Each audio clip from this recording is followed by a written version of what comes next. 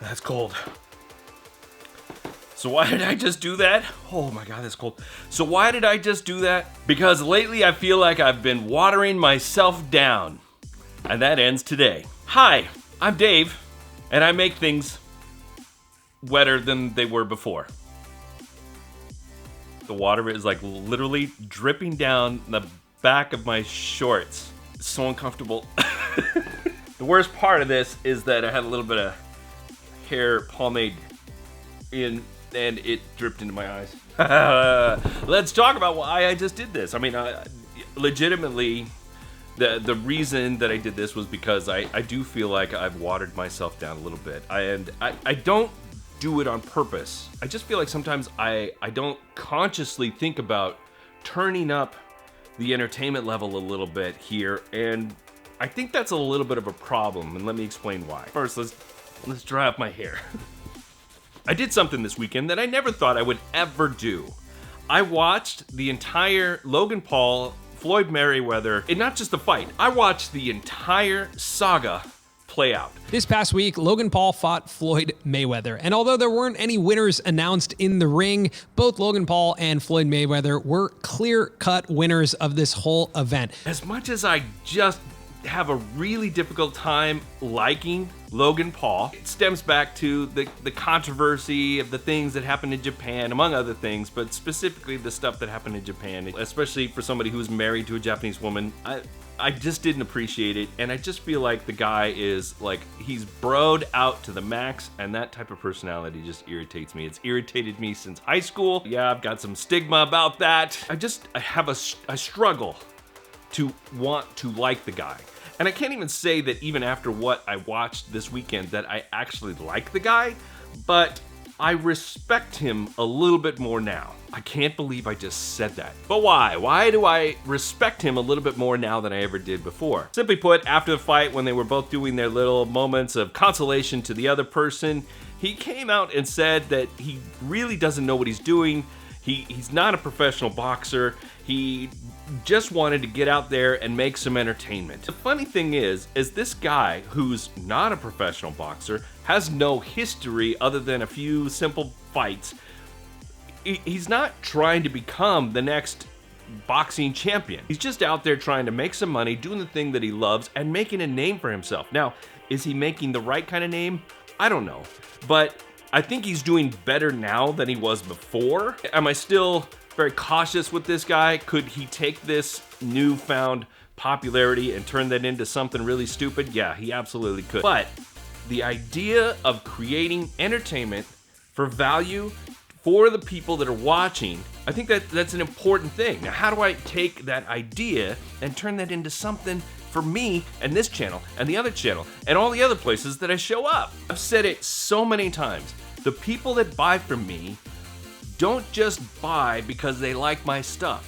They buy from me because they like how I show up, and then they buy my stuff in support of that. Now, I thought I was providing a good amount of value for people, and sure, I think I was reasonably entertaining, but was it the best thing I could possibly put out there? Am I really stretching to kind of create the kind of vibe that I want to kind of be the basis for everything that happens from this point forward? Have I done that yet? Am I doing that right now? If I'm saying yes to that, am I proud of what it is that I'm doing at the moment? Part of me is yes, but a good portion of me is no, I'm not quite there yet. I feel like I can do more with this. I feel like I can push this a little bit further. Am I gonna be doing outlandish bro type stuff on the channel? No, but I definitely wanna be kicking this thing up a notch because I just don't feel like, I don't know, I feel like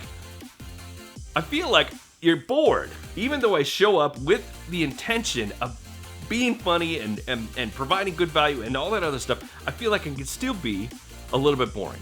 And so I don't want to be that. Let me show you something. You see that board right there? Bring you guys in here for just a bit.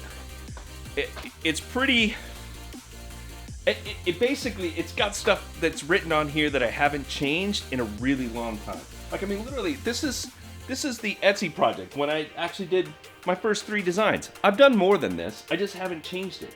This cover design course thing that I've got written here, that's something I still want to do, but it's something I'm pushing off because I don't feel like it's the thing that I really want to do yet. These different notes that I've put up on this board that don't really mean anything. They're just kind of here to give me this pseudo feeling of accomplishment or, you know, like goals. But these aren't really goals anymore.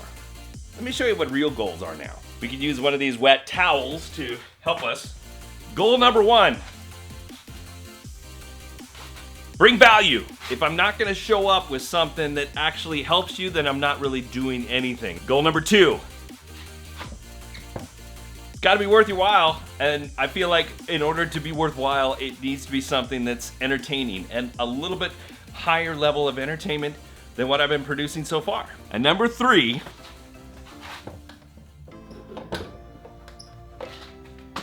have fun. If I'm not having fun, you're probably not gonna have fun. So if I can start with myself having a little bit more fun in what I do, then I'm just hoping that maybe, just maybe, that encourages a lot more of y'all to, you know, enjoy the ride. After all that, I actually made myself thirsty. Okay, so the practical side of this whole conversation, what does that actually mean? How does that manifest itself? What does that look like when it gets to your eyeballs? Truthfully, I'm not 100% sure yet. But I got a journal that I can write stuff in, like ideas. In fact, I already started writing a few of these down. Let me tell you, these are the ideas. Number 1, better prep. Meaning, take a little bit more time to think about what it is that I'm gonna be making before I make it. I didn't just walk in here with a cup and a thing of water and say, you know what, well, before I start my video, how about if I just pour it on my face? No, I actually, I thought this through. Second, scripts. I'm not the best at writing scripts, and probably scripts is really kind of a, if I wrote any scripts, it would be super loose outline, but just something that has a little bit more of a like an understanding about where I'm going with things, especially when it comes to the videos that I'm making here on this channel or the other channel. Trace, engage pop culture as much as possible. In my process of watching all the Logan Paul stuff, I actually ended up watching a video of this other guy named Airrack, who did this whole series about this couch that he bought from Logan Paul. Logan Paul posted on his Instagram story that he was trying to get rid of his $90,000 couches. No one was gonna buy this couch, so I'm gonna have to do it. It's interesting how much juice he got based on just strictly leaning into Logan Paul's popularity. I'm not gonna be showing up at Logan Paul's house to try and get popularity. I'm not gonna be doing that, but embracing the aspects of pop culture, it's a good formula. Whether you dig it or not is, I don't know, to be seen. Just this video alone, where I've mentioned Logan Paul, I've mentioned Airrack, I mean, I'm going to, of course, implement that into things like you're gonna see it in the title, you're gonna see it in the descriptions or whatever. So I'm using their clout for a little, I'm clout hustling a little bit. I'm a clout hustler. 4, be better about parsing out my content other places, meaning if I'm gonna be filming this stuff, how am I cutting it up and putting it out to other places? Because I feel like I do this thing where I make videos and then they go on YouTube. Of course, I'll share the link on Twitter or I'll share it on some other platform. But what I don't do is I don't put the videos up on Instagram, because it just feels like I shouldn't do that. Like, I do Instagram stuff on Instagram, do TikTok stuff up on TikTok, whatever that means. If I'm gonna really try and show my true colors, bring the thunder, so to speak, I can't just do it here on this platform. I need to show that everywhere, because it needs to be universal. Yeah, of course, the art is me related, but you get what I'm talking about. If I'm showing up here like this, and this is how I want to be seen, then maybe I need to take that energy and put that in other places, because if it's working here, it should work there too, right? And like I said, I don't 100% know what this means, because I don't have any proof to just say, yeah, this is gonna work.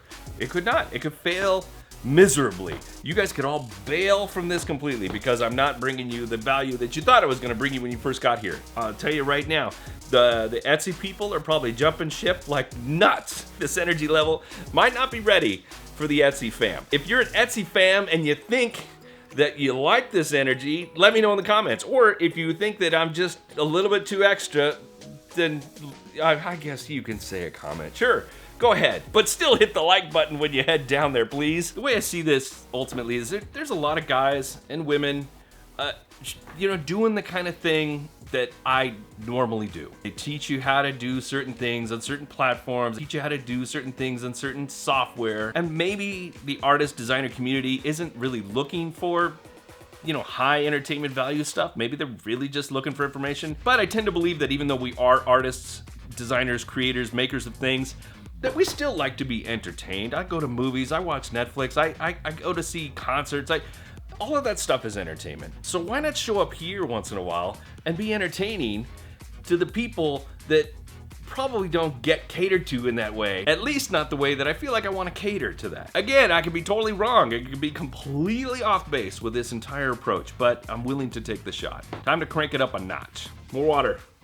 In the mouth, not on the head. I also have coffee here. It's entirely possible that I had too much today. I'm right now pondering the entire weight of what I've just said.